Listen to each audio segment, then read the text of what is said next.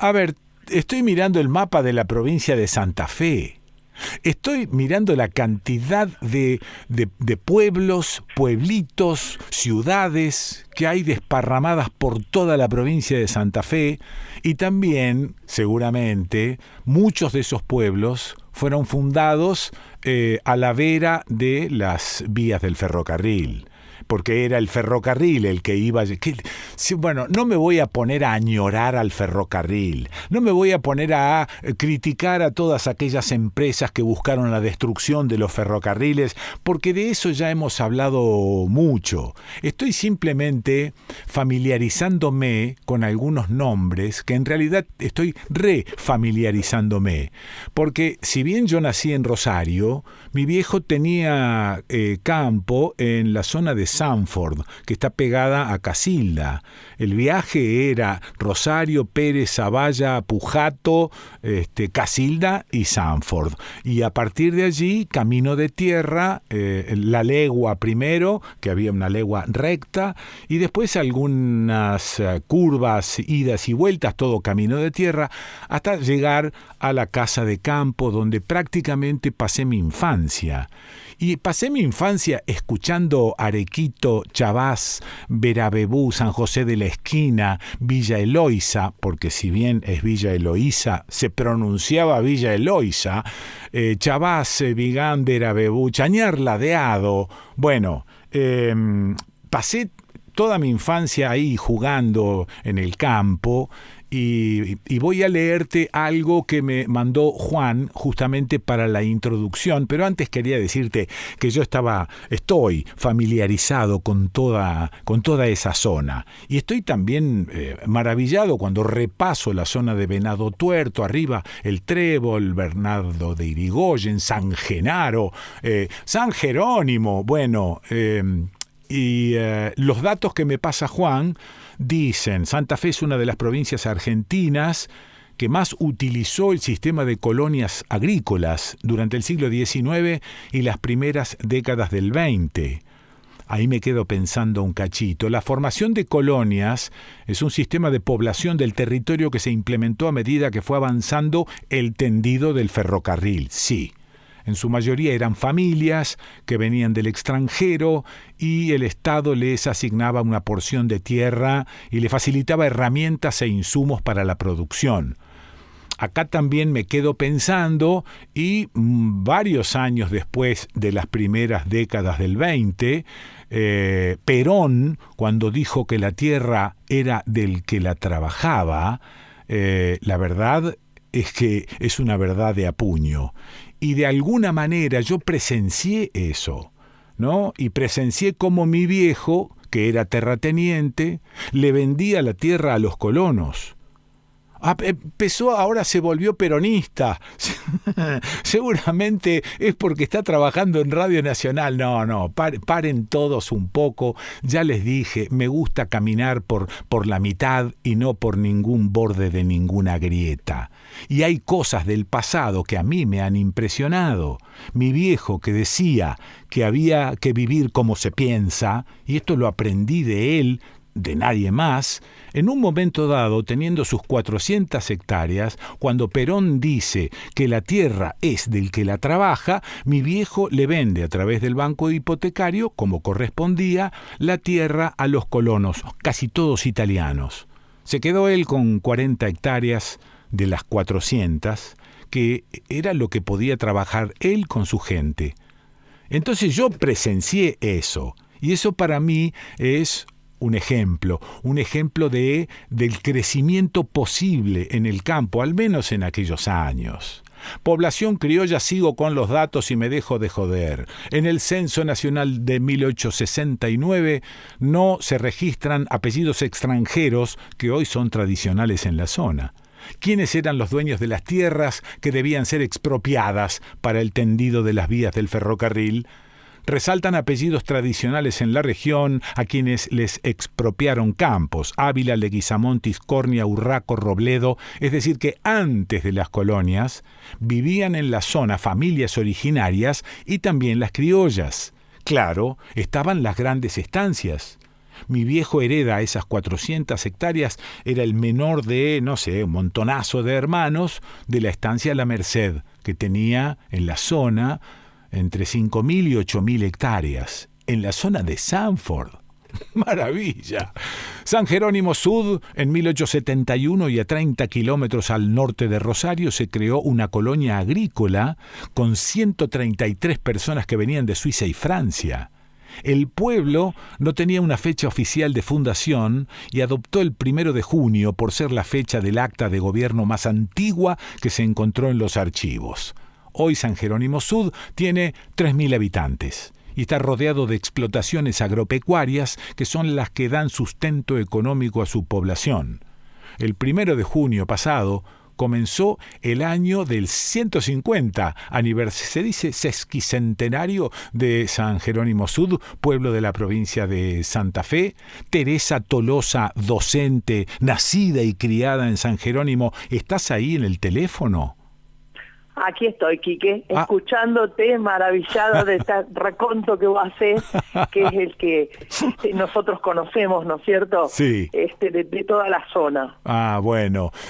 ¿Docente, estás a cargo de alguna escuela? ¿O estás jubilada? ¿Cómo estás? No, estoy jubilada. Sí. Hace 3 años, ahora fin de mes, hace 3 años que me jubilé, sí. Después de 33 años de trabajo, porque yo estudié sí. ya de grande, ya teniendo hijos, Ajá. y bueno, después comencé a trabajar, y trabajé prácticamente toda mi carrera docente, sí. la hice en la escuela de acá de San Jerónimo, donde yo fui alumna, y hasta que después tomé cargo directivo y trabajé en Cañada de Gómez. Ajá. Y en Carcarañá. Ahí me jubilé, en la escuela 234 de Carcarañá. ¿Y por qué viste importante recuperar parte de la historia del pueblo? ¿Por qué? ¿Qué se te ocurrió? Mira, nosotros teníamos como celebración de nuestra localidad el 30 de septiembre. Sí. Yo no sé si conoces esa parte de por qué se llama San Jerónimo. Bueno, en realidad no sé si se llama San Jerónimo Sud o San Jerónimo Norte.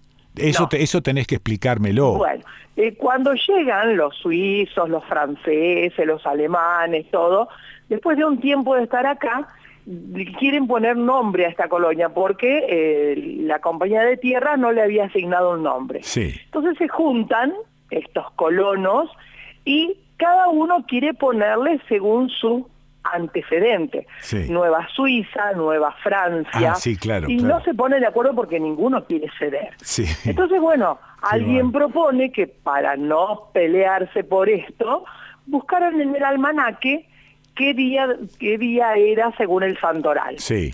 La reunión era un 30 de septiembre y encuentran que es el día de San Jerónimo. San Jerónimo es el doctor de la iglesia, es el traductor de la Biblia. Sí, ok. Entonces le ponen San Jerónimo, acuerdan entre todos, le ponen San Jerónimo. Y no había, perdón, no había ni sur ni norte. No había ni sur ni norte, pero pasado el tiempo, sí. empieza a confundirse las cartas, las encomiendas, todo lo que en ese momento circulaba, sí. Y empiezan a irse de este San Jerónimo al otro San Jerónimo que está más al norte. Ah, perdón, entonces no es que sea una sola localidad partida al medio por las vías y había una zona de acá y una zona de allá. Claro, tenemos San Jerónimo Sud, que fue esta, San Jerónimo Norte y está San Jerónimo del Sauce, también allá por el norte. Mira, bueno. Claro, aquella está de la zona de Esperanza, un poco más para el lado de Córdoba. Listo. Es San Jerónimo. Listo. Claro, entonces es para distinguirlo de esto, por eso es el nombre. Bueno, nosotros toda la vida de San Jerónimo festejamos el 30 de septiembre la fiesta, digamos, de la iglesia del santo. Sí. Nunca tuvimos una fecha de fundación, claro. Y entonces eso no estaba. Hasta que en 1998, un presidente comunal, profesor de historia y filosofía, que a lo mejor lo conoces, Daniel Francisco Maquirriaín, que bueno, ahora tiene, desde hace muchos años, 50 años, tiene un colegio privado acá y tiene un colegio terciario en Rosario. Bueno, él como presidente de la comuna decide retomar aquel 1 de junio como la fecha no católica, ¿no es cierto? Como la fecha como fundacional, digamos. Sí. Y a partir de ese año de 1998 comenzamos a festejar eso. Yo trabajaba en la escuela acá y la comuna decide que la escuela primaria en esa ocasión va a ser la que tenga a cargo el acto. Sí, okay. Entonces tuvimos que comenzar a estudiar todo lo que teníamos, que no era mucho. Sí, el acervo cultural histórico, repasar eso. A ver, más un manual historiográfico del centenario de San Jerónimo, escrito por Ramón Julián Palacio. Ajá. Eso es lo que nos dio a nosotros una pista. Con lo que trabajábamos con los alumnos. ¿Qué pasó antes del ferrocarril? ¿El ferrocarril es el que provoca la fundación del pueblo o había antes población originaria? No, había población originaria. ¿Qué es lo que vos contabas sobre Ávila, Leguizamón, todo? Sí. Esta gente, por ejemplo, un Felipe Acuña, que había venido de Santiago del Estero, un señor Soria, que era docente y trabajó en la escuela fiscal, la primera escuela fiscal que hubo en la localidad, que fue presidente de la comuna, el primer presidente de comuna. Pero había gente que estaba acá en las tierras de Albión. Ajá. Esto se llamaba las tierras de Albión. Sí. Bueno, había esta gente. Cuando llega el ferrocarril, que es el que une Rosario con Córdoba y es de la época de Sarmiento y de esa apertura que tiene el ferrocarril hacia todos los lugares del país, la compañía de tierras que se asocia con el ferrocarril decide que hay que poblar esta zona. Y primero está Roldán, pueblo Bernstein. Sí. No, Roldán te debe resultar muy conocido. Por supuesto, está muy cerca de Rosario. Sí. Claro. Y después está Carcarañá. Ajá. Pero entre ambos había unos 20 y algo de kilómetros y deciden que hay que hacer otra colonia, otro grupo. Pero esto fue antes del ferrocarril. No, esto fue después del ferrocarril. Pero entonces, ¿había gente o no había gente antes? Había gente, digamos, gente de esta zona, de argentinos, criollos. Había criollos. No era una colonia suiza, digamos. No era una colonia suiza, no era una colonia suiza. O sea, después de eso, porque según el censo del 1865, estaba toda esta gente y los apellidos nos dan que son criollos, ¿no? Claro, ok. Y después empiezan a llegar algunos suizos y el gran movimiento se hace el 1 de junio de 1871 con esos 133 inmigrantes que llegan.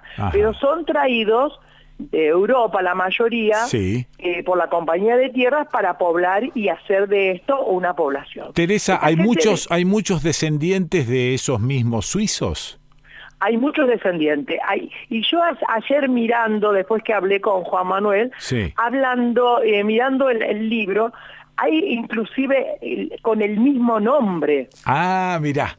Claro, él llega en un momento, llega un Christian Weimüller y todavía acá en San Jerónimo hay un Christian Weimüller. ¿Vos sabés por qué? Perdón, ¿vos sabés por qué te pregunto todo esto? Porque, a ver, me interesa la historia, por supuesto, que estás contando, particularizándola en un pueblo, pero esto se repite N veces en nuestro país. Por supuesto, esto fue igual en todo impresionante.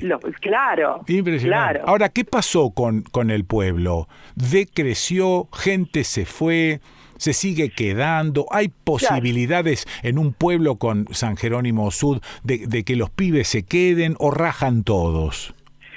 Bueno, la población tuvo momentos al principio, donde por ejemplo hubo la langosta, terminó con las cosechas, mucha gente se desilusionó y se fue a otros lugares o se dedicó a otra cosa, pero muchos se quedaron. ¿La langosta en qué año, recordás? La langosta. ¿Aproximadamente? Hubo varias cosas que afectaron la localidad por aquellos primeros tiempos. Pero habrá sido en los años 40. En 1874 claro. Aparece el tifus. Sí. Claro. Después también hay fiebre amarilla. Sí. Que bueno, eso fue una mortandad terrible. Sí. Y la langosta apareció en el 74 también. Ajá. Pero al año siguiente después ya levantaron una muy buena cosecha y se volvieron a quedar. Y sí, viniendo inmigrantes que se afincaron. Claro. Porque esta compañía de tierra primero le daba las tierras a la vera del ferrocarril, sí, hacia un lado y hacia otro, sí, hacia una legua al norte y una legua al sur, le daba tierras. Ajá. Y después tenían la posibilidad de comprarlas cuando las cosechas les iban bien. Entonces muchos fueron comprando y comprando más de lo que les habían asignado. Exactamente. Porque, claro, le asignaron un poco de tierra, le asignaron una casa de madera desarmada de 2 habitaciones de 4x4, claro, para que ellos se las armaran, sí. En el yuyal que había, que tuvieron que limpiar todo, sí, y les daban un arado, una yunta de bueyes, semilla y herramientas como para que comenzaran a trabajar. Claro. Así que yo me imagino el trabajo, durísimo, trabajo que hicieron, ¿no? Sí. Después fueron rodeando esas tierras suyas con la fina que es típica o claro, era típica de la zona, que ya no se la ve tanto. Sí. Y bueno, con los años se fueron instalando más inmigrantes, sí, y también gente de las vecindades, de los lugares vecinos. Pero hoy en día, ¿qué ha pasado? ¿Todos esos inmigrantes le vendieron a Grobocopatel y entonces no hay más laburo en el campo? No, en el campo hay laburo. Sí. Lo que pasa que mucho de esta gente, ya no queda casi gente viviendo en el campo. ¿Por qué? Ya casi no hay tambos. ¿Por qué? ¿Por el glifosato? No? Yo no sé por qué, pero se han venido la mayoría a vivir al pueblo. Ok. Siguen trabajando en el campo, sí, pero algunos lo arriendan para que se lo trabajen, otros al contrario son arrendatarios y trabajan varios campos, pero ya no existe la familia, claro, trabajando el campo. Pero eso pasa porque los pibes se fueron. Claro, los pibes de la gente de campo, que a lo mejor tienen buenos medios económicos, comenzó a estudiar y a hacer sus carreras, y muchos se fueron, muchos se quedaron, vinieron, se recibieron y se instalaron acá y trabajan acá, pero muchos ya se fueron. Pero entonces hubo una época en que había más de 3.000 habitantes, que son los de hoy. No, nunca fue más, siempre fue más o menos pareja la población. Perfecto, bueno. Siempre fue. Lo que sí antes estaba más dividida entre la gente de la localidad y la gente de la zona rural. Bien. Ahora la de la zona rural es muy poca. Claro. Teresa, ¿cómo van a hacer para los festejos? No sé, bueno, la comuna tenía pensado armar una comisión de festejo, que iba a arrancar, digamos, con esos festejos el 1 de junio. O sea que para marzo más o menos iba a empezar a funcionar, para empezar a armar el 1 de junio algún acto importante que indique el camino a los 150 años. Esta cuestión de la pandemia dejó sin poder armarlo. Pero bueno, creo que ya en estos días o a fin de mes o principio del mes que viene ya se va a armar. Y la idea es ir haciendo mensualmente alguna actividad con las instituciones de la localidad, con todo el que haga algo en la localidad, y mostrando para que la gente vaya entusiasmándose en recibir esos 150 años. Porque todavía nosotros conservamos algo que a lo mejor viene de aquella época. Somos medio fríos y medio parcos para las cosas a lo mejor que algunos otros nos interesan mucho. Bueno, pero eso es como los suizos. son medio fríos y parcos. Claro. Así. Exactamente. Claro. Y bueno sería, ya te digo, nosotros tenemos todavía gente con el nombre de aquellos primeros, ¿no es cierto? Sí. De aquellos primeros habitantes. Eso es maravilloso. Qué sé yo, te decía, tenemos un Christian Weimüller, tenemos un Lucas Schibli chiquitito, tenemos, qué sé yo, los Kunz, los Stalli, la gente descendiente de Acuña, Perdón, ahora entiendo por qué estoy hablando con vos y con San Jerónimo Sud. Los Stalli, nuestro querido productor, se llama Juan Stalli. Claro. ¿Ha visto? Sí. Este Stalli debe ser bisnieto de Gottlieb Stalli. ¿Ves que te digo? Stalli en realidad. Sí. Stalli, porque la A de Stalli tenía diéresis y se pronunciaba como E. Yo tengo más de 70 años, tengo 71 años, y cuando yo era chica, eran los Stelli, la familia. Muy bien. Que yo le decía a Juan Manuel que yo vivo muy cerca de la casa de sus tíos y donde vivían los hermanos de su abuelo. Ahora ya está, me develaste la incógnita. Digo, ¿por qué habrá elegido San Jerónimo Sud el tipo? Claro. ¿No? Bueno, Tolosa con Z. Teresa. Tolosa con Z porque a mi papá se le ocurrió, Sí. Bueno, Teresa, te mando beso grande y te agradezco este ratito. Lo que te quiero comentar es que acá en San Jerónimo aún está de pie lo que fue la usina eléctrica, que era de los Biust, y que en su momento alimentó de electricidad a todo el pueblo. Espera un poquito, porque era de un horario a un horario, por ejemplo, de las 8 de la noche a las 12. Claro, ¿Ha visto? claro. Primero era querosén. Claro, sí, señora. Claro, pero vos sabés lo que me llama la atención, que ellos enviaban electricidad a Salta, a San Luis y a Chaco. ¡Mamma mía! Estamos hablando de 120 y pico de años atrás. Impresionante. Bueno, y ahora está todavía el edificio que en este momento lo están remodelando. Hay que hacer un museo ahí.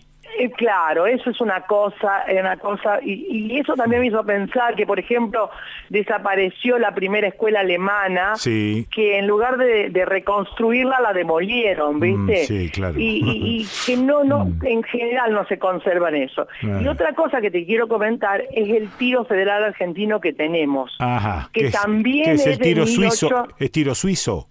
No. No es suizo. Tiro Federal Argentino, que es una maravilla, es de 1898 y que funciona y que tiene campeones nacionales de tiro de la localidad y que vienen a tirar todos los sábados y domingos porque escuchamos la música de los tiros todo el día.